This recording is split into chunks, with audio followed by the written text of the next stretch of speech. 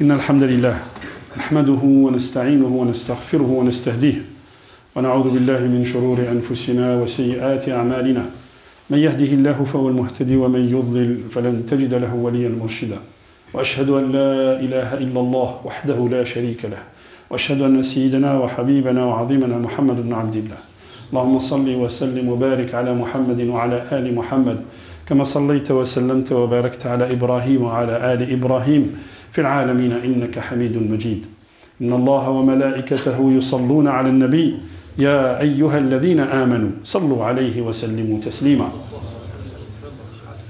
رب اشرح لي صدري ويسر لي أمري واحلل عقدة من لساني يفقه قولي أيها الإخوة الكرام mes chers frères, mes chères sœurs, on a eu une discussion avec des frères de confession multiple, je dirais, c'est-à-dire des frères de confession musulmane et des confessions non musulmanes, nos frères en humanité.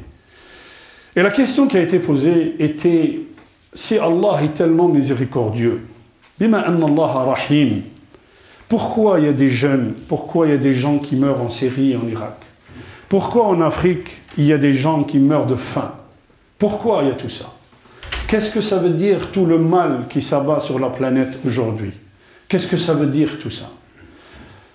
Alors, la réponse à ça, ayyuha al-ikhwa, لذلك Allah subhanahu wa ta'ala anzala al-Qur'an, nous l'en trouvons aussi dans le Coran. في القرآن الكريم, Allah subhanahu wa ta'ala عندنا كنوز, nous avons des trésors dans le Coran, sauf qu'il faut savoir les exploiter. الرسول صلى الله عليه وسلم يأمرنا بقراءة سورة الكهف كل يوم جمعة. Chaque vendredi, nous sommes en mesure, et c'est préférable, et c'est bien de lire Surat al-Kahf. Pourquoi? Allah subhanahu wa ta'ala te donne une lumière entre les deux vendredis. Fait Surat al-Kahf, kunuzun kathira. Il y a beaucoup de trésors dans Surat al-Kahf. Nous allons nous arrêter sur une histoire. Mais vous allez remarquer que Surat al-Kahf, tunassifu al-Qur'an. Surat al-Kahf, elle est juste au milieu du Coran. والأمر يعني الكلمة التي تنصف سورة الكهف وتنصف القرآن وليتلطف qui prennent des précautions et qui soient doux وليتلطف وكأن الله سبحانه وتعالى وكأن الله il nous dit dans toute votre vie soyez doux, soyez précautionneux, soyez doux et précautionneux. Et l'islam c'est ça أيها الإخوة. في سورة الكهف الله سبحانه وتعالى يعلمنا دروس في سورة الكهف. نقف عند درس واحد. قصة سيدنا موسى عليه السلام. سيدنا موسى عليه السلام يخطب في قومه. Il fait un discours. Il y avait quelque chose comme 30 000 personnes qui étaient là. Quand il finit son discours, il va demander, il y a quelqu'un qui va lui demander Man huwa a'lamu an-nas? Qui est la personne la plus savante sur terre actuellement? Qala ana. Moi. Bima anni Allah subhanahu wa ta'ala yuhi ilay. Je reçois la révélation divine, donc je suis le plus savant. فأوحى الله إلى موسى. Allah subhanahu wa ta'ala lui dit, c'est pas toi le plus savant, mais le plus savant, tu vas le rencontrer un homme, tu vas le rencontrer au confluent des deux rivières, au confluent des deux mers. Tu vas rencontrer cet homme, et tu vas voir qu'il sait plus de choses que toi. Et Moussa, il prend le pari avec son gars, avec son serviteur, qu'il passera même son temps, sa vie, à rencontrer, même s'il doit marcher jusqu'au bout de la terre. Et le bout de la terre, il y en a min al-ulama qui disent, le bout de la terre c'était Gibraltar. D'autres qui disent c'était vers ce qu'on appelle le canal de Suez aujourd'hui. Al-Muhim, Moussa alayhi salam, il a rencontré cet homme. Cet homme s'appelle Al-Khidar. Kathir min al-mufassirin, beaucoup d'exégètes, quand ils nous donnent l'interprétation de Al-Khidar, yaqulun huwa waliyyun min awliya'illah.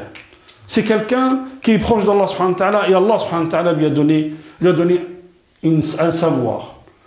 D'autres ils disent Al-Khidar, c'est le qadar. C'est le qadar yatakallam. وكأن الله سبحانه وتعالى il a envoyé Moussa إلى القدر يتكلم معه. Moussa Bachar, Nabi, c'est un prophète, messager, qui reçoit la révélation divine. Mais Allah subhanahu wa ta'ala va lui dire, pose des questions à ce gars-là. علمناه من لدن آتيناه رحمة من عندنا وعلمناه من لدنا علما. آتيناه رحمة. Autrement dit, Al-Qadar, rahmatun min Allah. Autrement dit, ce qu'Allah subhanahu wa ta'ala a prédestiné pour nous, c'est une miséricorde de sa part. Et Moussa il va rencontrer cet homme. Il lui dit, puis-je te suivre et que tu m'apprennes un petit peu de ce qu'Allah subhanahu wa ta'ala t'a donné. Et Al-Khidr il le regarde et lui dit, tu ne pourras pas patienter avec moi. Pourquoi? Comment tu peux patienter sur des choses où Allah subhanahu wa ta'ala ne t'a pas révélé le secret derrière, ne t'a pas révélé une science avec ça? Tu ne pourras pas. Moussa lui dit, je vais essayer d'être patient avec toi, mais laisse-moi t'accompagner. Il va l'accompagner. Tout le monde ici, je pense, vous connaissez tous l'histoire, mais nous allons essayer d'extraire le cœur de cette histoire. Al-Khidr, il monte dans un bateau. Les marins, quand ils passent avec le bateau, Moussa kana yamshi, et quand les marins le voient, c'était un homme salih, viens, monte avec nous. Ils montent dans le bateau. Quand ils arrivent au port, les marins ils descendent, Moussa alayhi salam ou Al-Khidr, il reste dans le bateau. Il y a un oiseau qui passe, un oiseau marin qui passe et qui pique une tête et qui prend un poisson. Et le poisson, quand il le prend, il y a des gouttelettes d'eau qui tombent. Al-Khidr, il regarde Moussa et lui dit, tu as vu cet oiseau? Tu as vu les gouttelettes? ذاك علمك وعلمي أمام l'océan, ilmullah, al-muhit ilmullah. Il lui dit, tu as vu les gouttelettes qui sont tombées? Ça, c'est ta science à toi et ma science à moi, devant l'océan, qui est la science d'Allah, subhanahu wa ta'ala, la science divine. Al-Khidr, avant de quitter le bateau, il fait un trou dans le bateau. Et Moussa lui dit, mais qu'est-ce que tu es en train de faire? Tu veux qu'il se noie en mer? Al-Khidr, il lui dit, je t'avais dit que tu ne pourras pas comprendre. Je t'avais dit que tu ne pourras pas comprendre. Moussa lui dit. Il dit, excuse-moi de t'avoir interrompu dans ta démarche et dans ce que tu dois faire, mais je voudrais continuer à t'accompagner. Il va continuer à l'accompagner. Qu'est-ce qu'il va faire? Il va tuer un enfant. Moussa lui dit, tu as commis un crime. Tu tues un gamin sans subhanallah, sans autres excuses. Et Al-Khidr lui dit, ça c'est la deuxième fois que tu m'interpelles, la prochaine fois tu finiras pas avec moi. La troisième chose, qu'est-ce qui se passe? Ils arrivent dans un village et ils demandent l'hospitalité. Et on leur refuse l'hospitalité, ils restent dehors. Et Moussa alayhi salam avec Al-Khidr, qu'est-ce qu'il va faire? Il va remettre un mur qui était sur le point de se délabrer, sur le point de tomber. Et Moussa il se pose la question, il dit, c'est pas possible. Tu rends le bien à ces gens-là qui étaient inhospitaliers avec nous.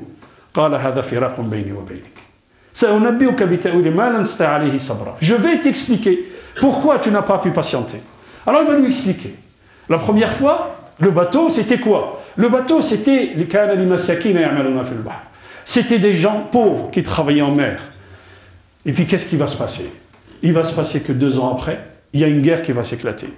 Et le roi de cette contrée-là va réunir tous les bateaux qui étaient sur le port. Et bien ce bateau-là, il n'a pas été repris. Il n'a pas été pris de force. Pourquoi? Parce que justement, il y avait ce trou-là.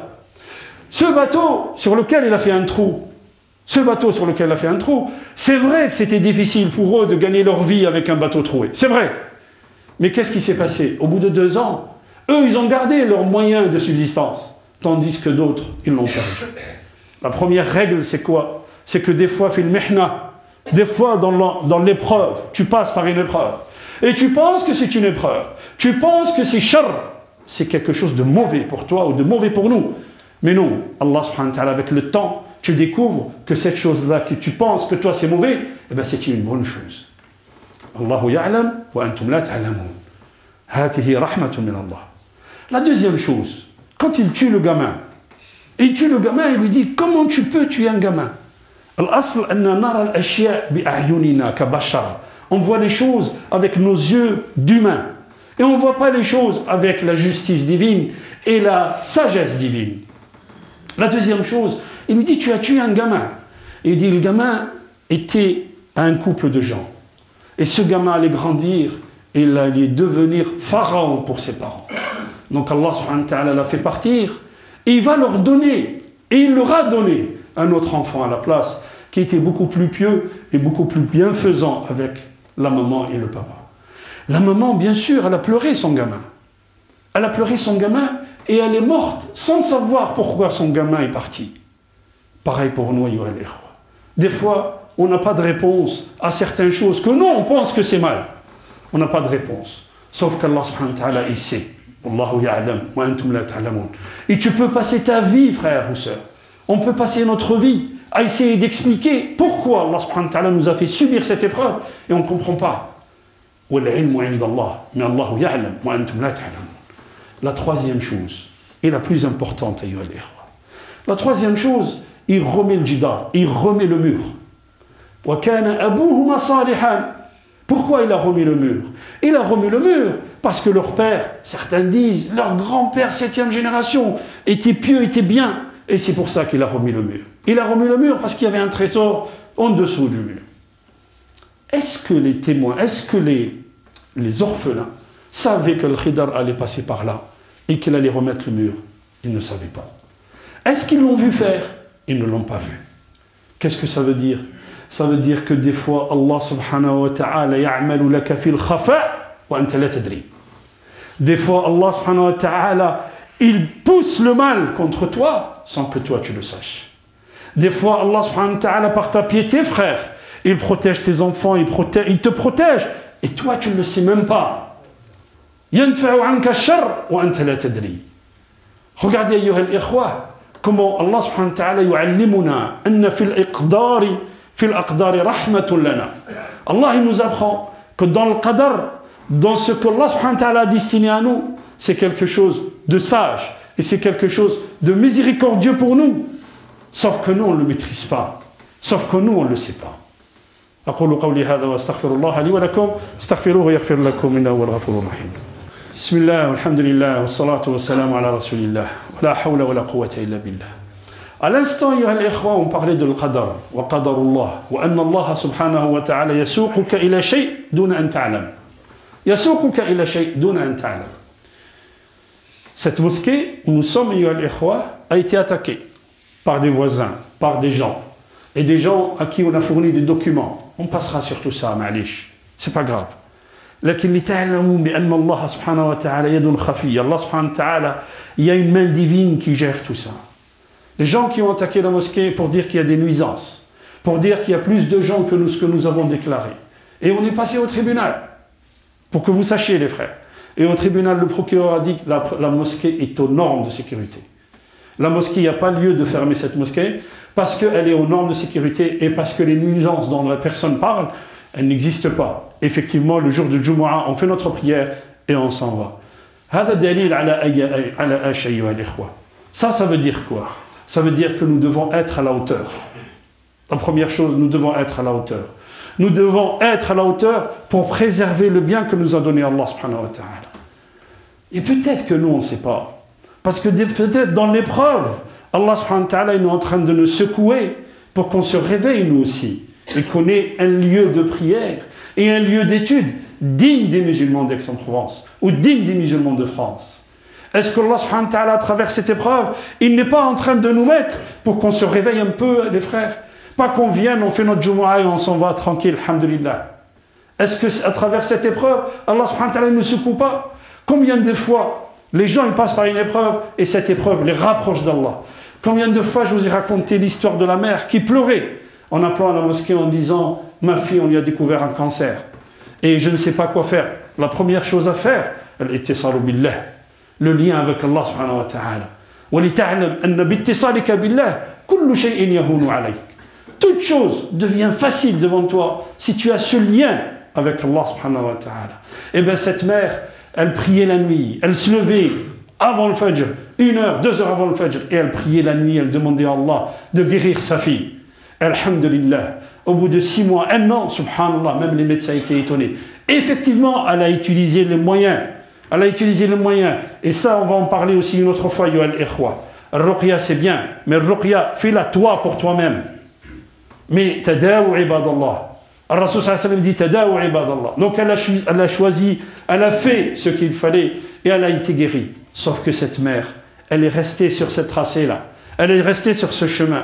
Elle est restée sur le chemin de lien avec Allah.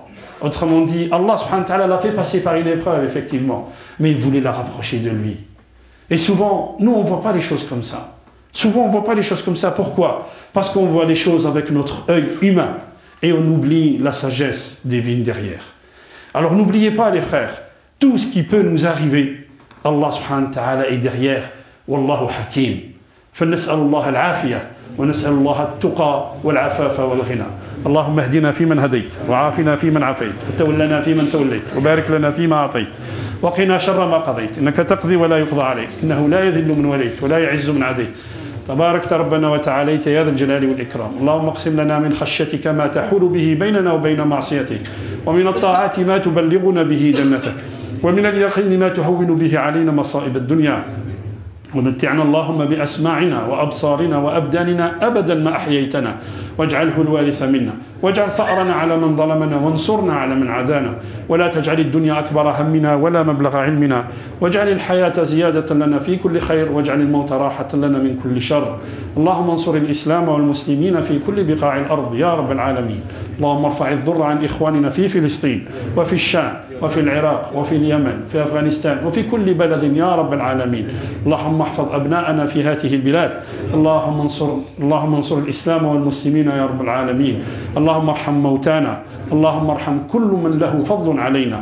اللهم داوي مرضانا واشف مرضانا يا رب العالمين. عباد الله، إن الله يأمر بالعدل والإحسان وإيتاء ذي القربى وينهى عن الفحشاء والمنكر والبغي يعظكم لعلكم تذكرون، ولذكر الله أكبر والله يعلم ما تصنعون. وقوموا إلى صلاتكم بارك الله.